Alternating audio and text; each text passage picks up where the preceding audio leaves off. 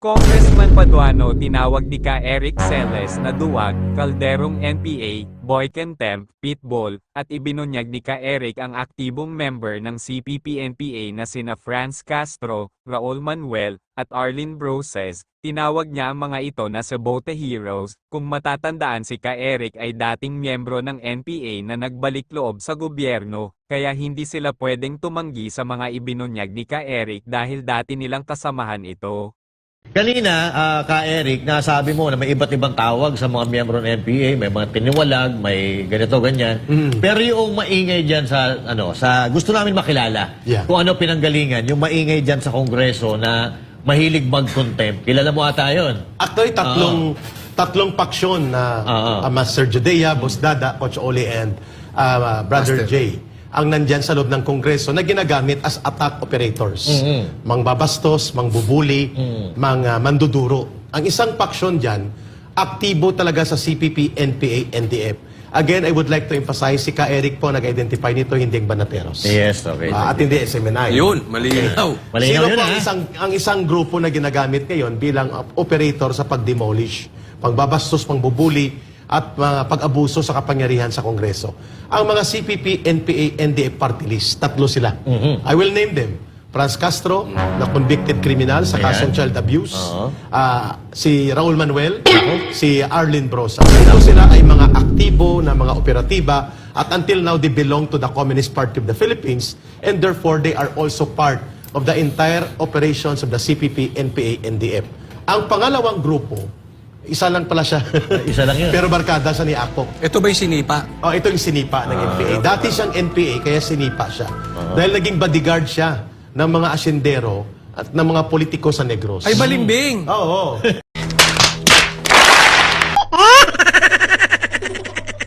So, NPA siya dati at sinipa at nagbuo ng grupo na tinatawag na RPA, ABB. So, parte na siya ng kalaban na ng NPA. Kalaban. Balimbing. Aminin ko sa inyo, isa yan sa primary target namin noon, ng National Operations Command ako. Ang inabot ang boss niya, si Arturo Tabara, dito sa SM Fairview na assassinate. Ang isa si Romulo Quintanar. While Quintanar was the general commander of the NPA before, he was not part of the RPA-ABB. Tapusin ko lang, Coach Oli, Sige. Master Judea. So, isa si kalderong NPA kasi kung may sundalong kanin, Kaldero? Ito, may kalderong NPA. Meron din pala ganun. Yan si Paduano, kalderong NPA. Ay, pinakalanan na. Oo. Yung Wala naman pangatlo, tawag mo kay Akop. si Akop naman ay nag-aastang... Panis na kanin. Panis na kaning panis na Kaning nagbabarkada sa Sanggano na si Paduano. Sige. Ngayon ang pangatlo, Gusto natin malaman yung background nito. Kung ni bakit Paduano. contempt siya ng contempt. Oo. may pangatlo pa doon kanina na bloke. Sige. Nakalusot. Ito naman ang mga hilaw na komunista. Ang mga hilaw na komunista ay sinipa din sa CPP, NPA, NDF. Itong grupo ng Akbayan. Nako.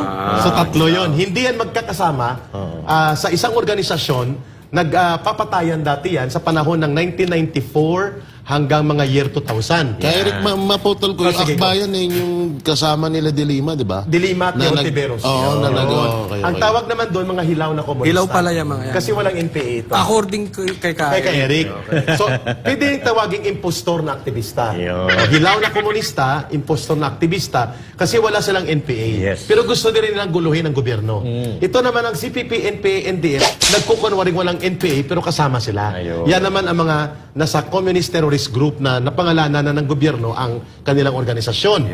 Yung isa kanina, ito yung pinakamabangis na Rottweiler sa loob ng Rottweiler? Kongreso. Sorry, Boss Dada. Sige. Pitbull. Ang pangalan niya ay si Paduano. Naku po. So may tanong si Coach Ol, si Master Judea, Brother Jay and Coach Oli, and Master Boss Dada, bakit tinatawag ni Ka Eric na kalderong NPA? Yan. Si Yan naman Paduano. Paliwanag mo nga. Anong Eric. role niya dyan sa loob? Okay, sige. Si Paduano po ay kilala ko po ang background nito sapagkat isang region kami pinanggalingan. Sa Western Visayas din po. Siya ay Negros galing, ako ay Iloilo. Iloilo City. So pag sinabing Western Visayas po, ito ay binubuo ng mga probinsya ng Iloilo, Antique, Capiz, Aklan, Guimaras. Yun. And Iloilo City, including Negros Occidental, Bacolod City. Yun. Na ngayon ay Negros Island na. Region. Yun. Okay. Doon siya nanggaling. So, noong mga 1980s, hindi pa po ako NPA, hindi pa ako CPP. Ang kanyang kakolektiba, ibig sabihin isang unit sila, naatasan sila na magsagawa ng urban operations. Ang tawag dyan ay partisan operation. Armed city partisan. So dineploy sila na may birahin silang target na pulis sa Paglaom Sports Complex sa Bacolod. Nako. So ito yung mga early 80s, no? Papatay nila. Naatasan siya na siyang bibira. So team of 3 yata sila. May dalawang backup, siyang birador. Birador pala. Oo. Nang bumunot siya ng kanyang 45, ayon sa kwento ng team na yon na naabutan ko sa Panay Island, na galing Negros, ang pangalan na gamit niya na noon ng sa RPA na siya Karapali Luwalhati. Kasi mahilig sa luwalhati. Yun? Itong birador na to. Itong napakilalang birador. Sino to ulit? Para alam nila. Si Paduano. Boy Contempt Paduano. Si Calderong NPA. Ngayon, nang bumunot siya ng baril, lumingon yung pulis at bumunot ng... May baril din ng pulis. Sa sobrang tapang niya, nabitawan niya sa 45. Ninervyos! Binaga. Binaga. Kasi, ito sinasabi ko to, pag binibigyan ko ng ano yung mga galawan ni Paduano, lalong-lalo na nung kaharap niya si PRRD. Yes. Kung mapapansin nyo, kasi ito, gawain po ng isang nervyosong tao, yung hindi mapakali. Hindi!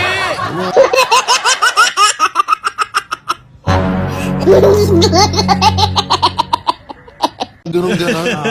Mga ganyan-ganyan. No? Kadalasan kasi ginagawa ng mga nervyosong tao yan. Yung easy ka.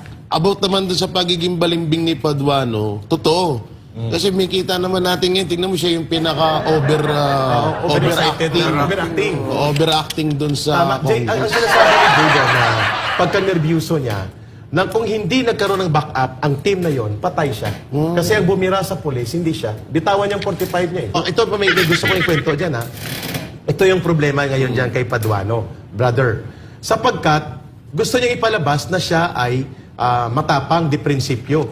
Pero sinipa yan ng CPP, NPA, NDEP sapagkat nagbabodyguard sa mga asindero at mga politiko sa Negros. Ang isang naging bodyguard sila at bumuo ng kanyang party list at nagfinance dahil kalaban ng NPA noon sa Negros, si late Danding Cuangco. Nako. Now, ang abang lingkod party list niya ay pinunduhan nila Danding Cuangco at ng mga asyendero laban sa NPA. So, nang tinarget yan ng NPA si Paduano, nanalo sila noong 2013, I think.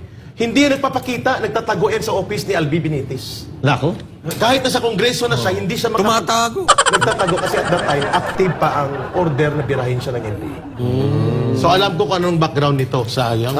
Ibig sabihin ngayon, magkakasama na sila ni Franz Castro, ni Raul Manuel at nila Arlene Brosas, posibleng sila ay nagkaroon ng tactical alliance Nako. kasama ang mga hilaw na komunista at mga impostor na aktivista. Ay, kaya Rick, baka ano na yan, baka nasa grupo na nila Brosas, nila Castro yan. Walang formal na pagbabalik sa isang organisasyon, pero mayroon silang common enemy at common O kaya agenda. baka nagbuo sila ng Alliance. sarili nilang grupo. Hindi pwede. Hindi rin pwede. Nagbuo lang sila ng common agenda. Yung common agenda nila, wasakin ang matapang at decisibong liderato ng mga Duterte. At doble kabi sila, lagaring hapon. May pundo na, may kita pa. At the same time, nakakapagpostura sila as if they are crusaders sa loob ng Kongreso. Yun. Well, in fact, hindi. Sila ang mga numero... Kung may banateros, mayroong sabotaheros. Sila yun. Pero ito ka, Eric, no? Sabotaheros. Ka Eric, ididiin lang natin. Kasi ito personal knowledge mo to eh. Alam mo kung saan ang galing. Kasi you belong to that particular group. Before. Diba? Before. Kaya nga, ito, hindi sila pwedeng tumanggi. Kasi ikaw mismo na nagsasabi na nandun ka sa loob nila dati. Kilala ko sila. Oo. So, ito pala si Paduano, lumabas po pala ito nung humina na yung NPA. Nung nagkaroon ng split, Oo. 1992, 93, 94, ang naiwan na platoon ng NPA sa Negros, out of 16 platoons, isang platoon lang. Nako. 15 platoons nag-RPA-ABB. Kaya pinagdinisarmahan nila ang mga NPA. At no less than former General Raimundo Jarque, na nag-defect sa NPA, ang nag-confirm na ang grupong yan ng mga RPA-ABB, including Paduano, at the late Arturo Tabara, ay mga bodyguard ng mga siyendero at politikos. Nako. Boss, Eto, last warning ko sa iyo.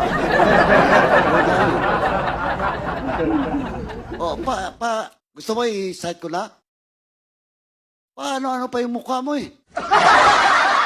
We're not expecting. It's committed.